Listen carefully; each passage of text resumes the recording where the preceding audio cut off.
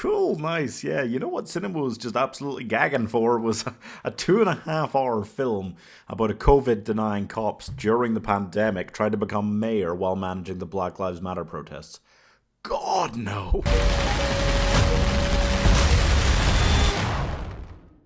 We need to free each other's hearts.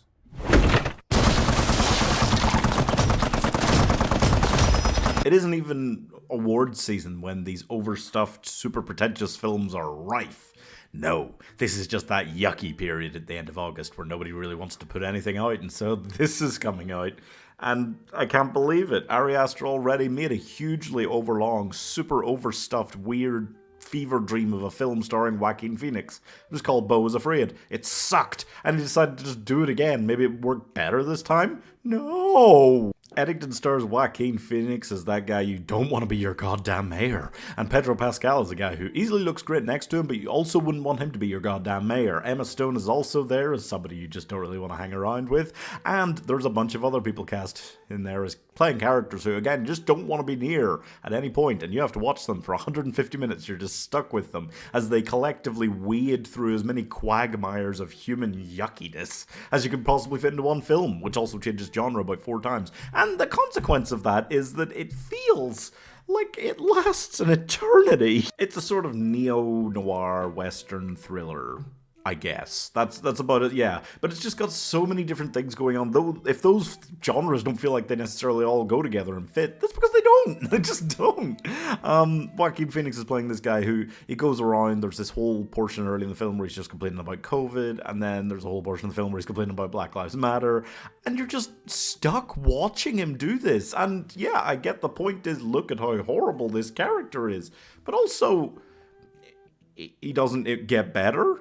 There's no, like, growth, there's no anything like that, and there's not enough of a resolution to have me at the end going like, yeah, like, this is just standing back and being like, 2020 was crazy, huh? It was gross, nobody liked that period in their life. Let's relive it.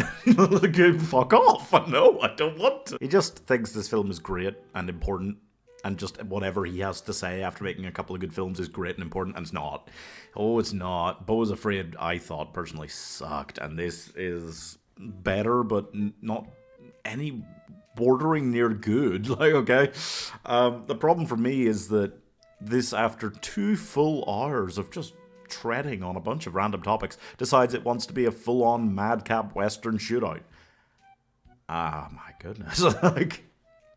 And he really does have a bee in his bonnet about Joaquin Phoenix. Like, there's no point getting cast in one of Ari Aster's films if your name's not Joaquin, okay? It's massive misuse of Emmastone and of pedropascal. If you're wondering, by the way, how pedropascal could be in so many films this year, and I've been wondering that myself, it's crazy. It's because he's not in them much. Like, I don't know for sure what his screen time was in this, but it was so stunningly low for a 2.5 hour film.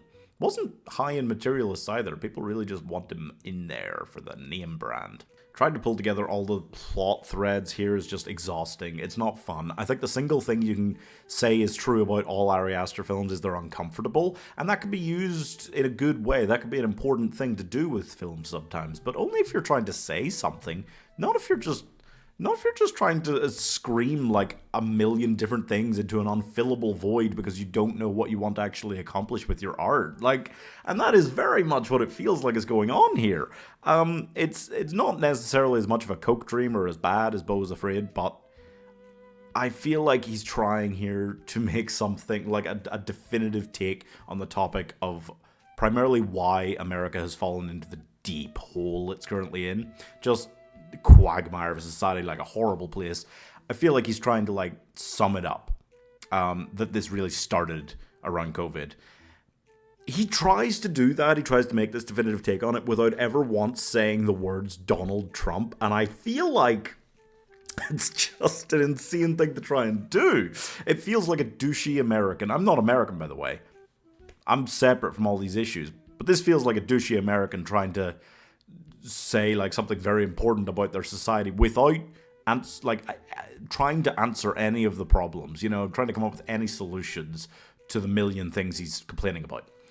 It's like an angry comedian who's just annoying. And it does feel, by the way, because he makes fun of everybody in this, arguably, but it feels like he's doing it in bad faith. It's just like, ugh, watching this guy run away with this. So it's not significant, it's not important, it's not good. I'm giving full frontal last-minute jump scare of Joaquin Phoenix 2.5 stars.